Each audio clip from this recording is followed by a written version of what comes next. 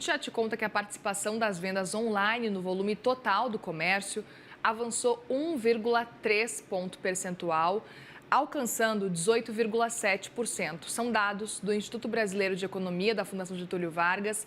E para a gente ter uma ideia, esse é um dos maiores patamares da série histórica, ficando atrás só dos picos observados lá nos primeiros períodos aí de maior distanciamento social mesmo durante a pandemia. E para repercutir todos esses dados, eu chamo agora para conversar com a gente a Geórgia Veloso, economista do FGV Ibre. Tudo bem, Geórgia? Bem-vinda aqui no CNN Money. Obrigada por conversar com a gente. Boa tarde, Muriel. Boa tarde a todos. Obrigada pela oportunidade de apresentar aqui o trabalho com vocês. Eu gostaria muito de ouvir um pouco mais sobre esses detalhes e acho que é interessante a gente começar justamente por essa participação das vendas online. Estamos falando aí de 18,7% do total do comércio. É o maior nível desde a pandemia, no fim das contas. O que isso quer dizer com relação a esse ano de 2025 especificamente? Exatamente, a gente vê agora que esse novo patamar das vendas online no volume total de vendas do varejo, ele se dá de maneira orgânica. Quando havia os choques por conta da pandemia, as pessoas realmente não podiam ir às lojas, então a única opção que elas tinham de compra era pelo celular, era pelo computador. Mas agora com esse movimento de crescimento e realmente um crescimento sustentado das vendas online, a gente consegue ver que realmente é um esforço digital vindo das empresas e os consumidores também se adaptando a essa nova realidade, vindo aí um crescimento realmente orgânico, não mais por um choque. É interessante, Georgia, entender como que esse movimento está acontecendo. A gente está falando de um crescimento disseminado. É isso que mostra esse estudo da FGV, que mostra um avanço em todos os principais segmentos do varejo restrito. Veículos e materiais de construção também cresceram, mas um pouquinho menos, né? E aí eu queria entender um pouco mais desse cenário. Se você consegue especificar para a gente quais são os setores que mais se beneficiaram justamente desse crescimento quando a gente olha para as vendas online. Quando a gente observa os setores, os segmentos mais ligados ao consumo da população de maneira geral, as roupas, vestuário, tecidos e calçados, móveis, eletrodomésticos também são muito fortes, porque as pessoas têm essa facilidade de, no celular, conseguir acessar diversos preços e comparar. Então, existe essa vantagem de não precisar estar indo em diversas lojas. Então, o varejo online ele vem para trazer essa facilidade, né, essa vantagem para os consumidores, principalmente nesses segmentos de compras de cotidiano. Perfeito. E o que isso mostra, levando em consideração esse cenário agora para o futuro? Como é que vocês estão enxergando esse cenário? A gente pode, talvez, já se preparar para ver um avanço cada vez maior desse comércio digital, dessas vendas online? Porque é interessante ver o quanto que ela genuinamente cresceu agora sem precisar de uma pandemia, né? Com a ampliação de internet, acesso a todas as pessoas, né, cada vez maior, realmente tem essa tendência de crescer mais organicamente. Mas a gente acaba encontrando um gargalo, né, que a gente encontra nesse estudo. É um degrau que os empresários vão enfrentar, que são as prioridades. Onde eles estão direcionando os investimentos? Será que eles estão direcionando esses investimentos exatamente para qual é a demanda? Para onde os consumidores estão focando mais? Será que vai haver essa conversa entre oferta e demanda? Os empresários eles precisam se adaptar a essa nova realidade. Já existe um conhecimento de vendas presencialmente, eles já sabem como captar esses consumidores presencialmente nas lojas de rua, mas agora eles precisam entender qual é a mentalidade do consumidor ao comprar online. Então, esse é o objetivo agora, para o varejo online não crescer apenas numa velocidade lenta, como a gente vem observando, realmente ter uma expansão e alcançar um número consolidado já mais elevado, os empresários precisam entender quais são as demandas e quais são as principais buscas dos consumidores na hora de efetivar as suas compras. Interessante que a mesma pesquisa está mostrando também que ainda assim existem empresas que estão fora do digital. O número mostra aqui que 26,2% vendem realmente só em lojas físicas. E no fim das contas, é quase que uma opção. As empresas estão realmente optando por ficarem fora desse mundo online.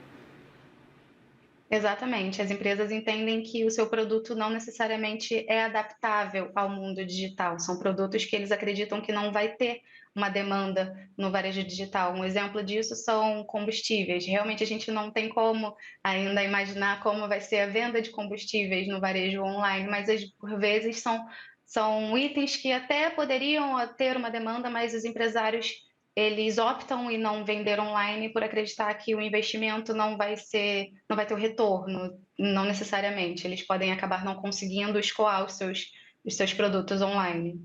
Perfeito, interessante esse ponto para a gente pensar também que tem aqueles produtos que realmente é difícil fazer essa conversão. E queria entender um pouco mais sobre como que os empresários têm se movimentado nesse mundo online, porque a pesquisa também mostra um pouco sobre isso, mostra que tem gente apostando em marketing digital, como é que eles têm se movimentado?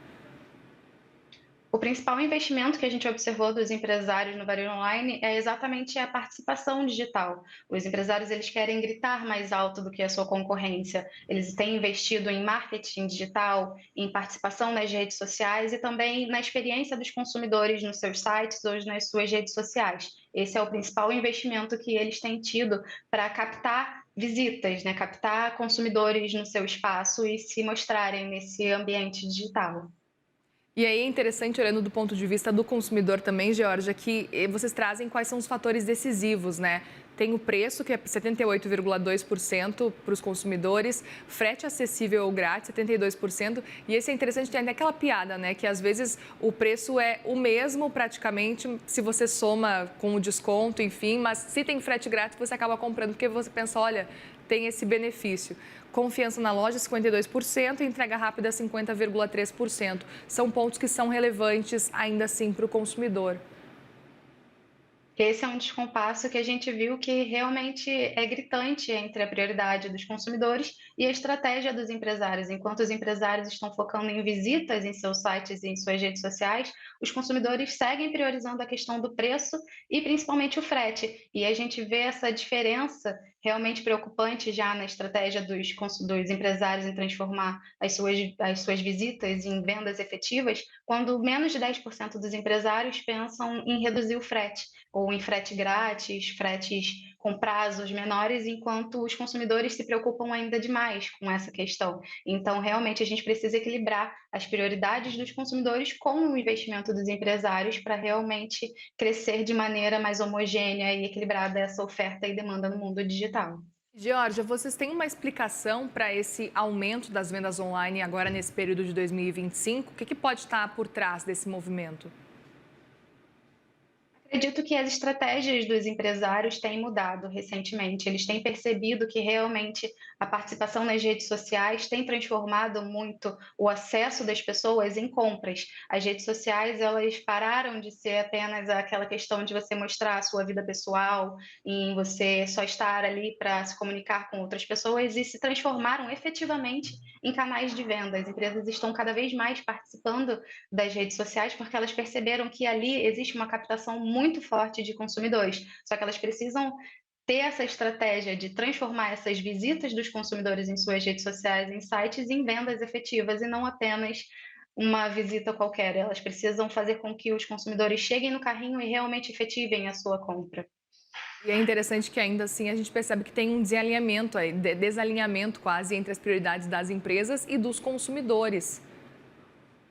Exatamente. A prioridade dos consumidores segue sendo fatores factuais, né, fatores concretos, como o preço, como o frete e o prazo, porque senão os consumidores não têm a vantagem de estarem comprando online. Eles querem a praticidade de você conseguir comparar preços e comprar mais em menos tempo, receber no conforto da sua casa, mas também não necessariamente num longo período de tempo. Enquanto os empresários, eles acham que não perceberam isso ainda. Eles têm investido muito na questão de gritar mais alto, de ter visibilidade online, mas não percebem que as prioridades dos consumidores estão ainda em fatores pragmáticos, em fatores como o preço e o frete. Isso que eles precisam realmente focar para transformar as suas visitas em vendas efetivas. Eu queria também entender, aproveitar, Georgia, para entender por que os setores, e você deu o exemplo específico de postos de gasolina, mas por que setores de veículos, motos, peças e também materiais de construção tiveram um crescimento um pouquinho mais tímido? É como se fosse esse exemplo do posto de combustível também? Acredito que também tem a questão da base de comparação. São segmentos que já tinham um percentual relativamente alto, enquanto no varejo restrito a gente tinha muitos seguidores que vinham num patamar muito baixo. Esses segmentos que vinham num patamar muito baixo, eles tiveram um crescimento mais sustentado, avançando, enquanto veículos e material para construção já foram segmentos que mantiveram um certo crescimento, não foi algo explosivo, mas seguiram uma tendência. Perfeito.